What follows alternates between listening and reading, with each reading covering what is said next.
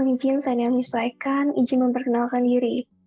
Nama Komar Dewi, NIT 561911317390 dari kelas ke-4A, absen 9.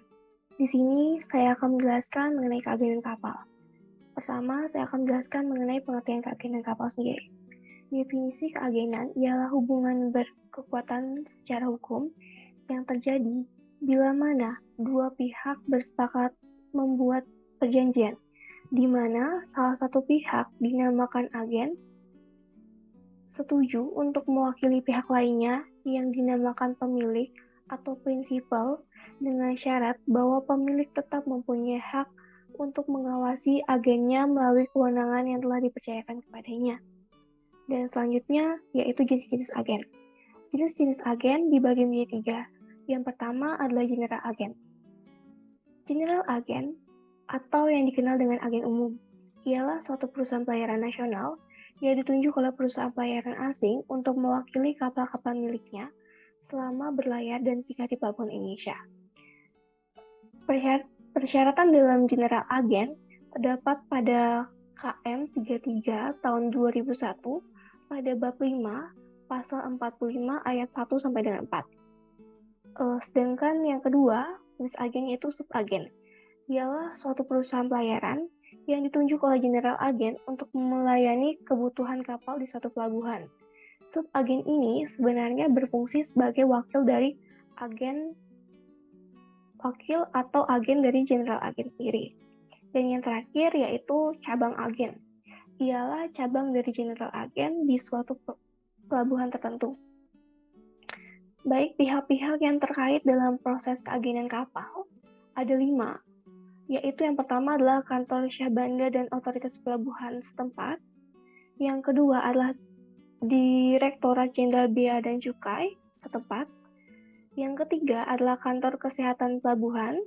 Yang keempat kantor imigrasi. Dan yang terakhir yaitu Vessel Traffic Service atau VTS. Dan ada pun prosedur-prosedur clear in, clear out yang dokumennya dibagi menjadi 3, yaitu yang pertama sebelum kapal tiba di pelabuhan, yang kedua dokumen yang disiapkan pada saat kapal tiba di pelabuhan, dan yang terakhir dokumen yang disiapkan saat kapal akan meninggalkan pelabuhan. Yang pertama, sebelum kapal tiba di pelabuhan sendiri, yang menyiapkan yaitu si agen kapal. Yang disiapkan antara lain yaitu yang pertama dinamakan PKKA atau Pemberitahuan Keagenan Kapal Asing. Yang kedua, PPKB, yaitu Permohonan Pelayaran Kapal dan Barang. Yang ketiga, RKSP, yaitu Rencana Kedatangan Sarana Pengangkutan. Yang keempat, Memorandum, Pemeriksaan Dokumen Kapal. Dan yang kelima, yaitu Letter of Appointment dari owner atau kapal sendiri. Yang keenam, Master Cable.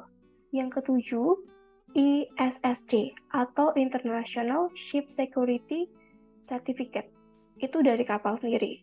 Yang kedelapan, Ship Particular dari owner kapal. Yang kesembilan, ada crew list dari kapal sendiri. Dan yang terakhir, yang ke-10, itu ada yaitu dokumen manifest dan kopi bill of lading.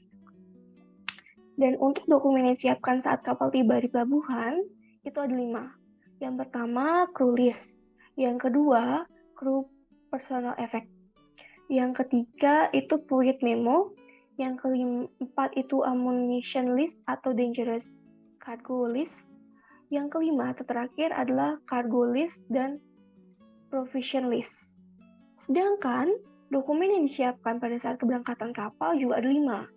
Yang pertama yaitu Sailing Declaration dari karantina dan quarantine clearance.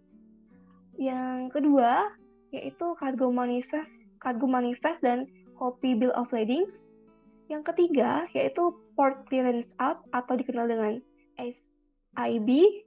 Yang keempat Immigration Clearance. Dan yang terakhir yaitu Custom Clearance. Baik, selanjutnya kita akan membahas mengenai gambaran proses clearing in dan clearing out dari kapal sendiri, keluarnya kapal. yaitu sebelum kapal tiba, agen pelayaran membuat pemberitahuan kedatangan kapal atau PKK yang ditujukan kepada yang pertama KSOP, yang kedua imigrasi, yang ketiga kantor kesehatan pelabuhan, yang keempat VTS dan penyedia jasa yang keempat VTS dan yang kelima penyedia jasa kepelabuhan. Dan setelah kapal tiba di anchor area atau area labuh, agen mengambil original dokumen ke kapal untuk melakukan memorandum di KSOP, yang kemudian agen mengajukan permohonan olah gerak atau izin sandar ke KSOP, permohonan clearance in ke imigrasi dan KKP.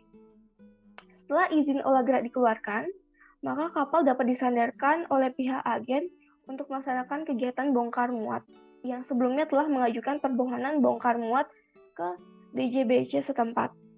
Dan setelah proses bongkar muat selesai, pihak agen kemudian mengajukan permohonan izin belayar ke KSOP dan clearance out ke imigrasi dan KKP. Setelah semua izin dikeluarkan, maka agen dapat memberangkatkan kapal tersebut untuk melanjutkan perjalanan menuju pelabuhan singgah selanjutnya. Sekian yang dapat saya sampaikan. Terima kasih atas waktunya.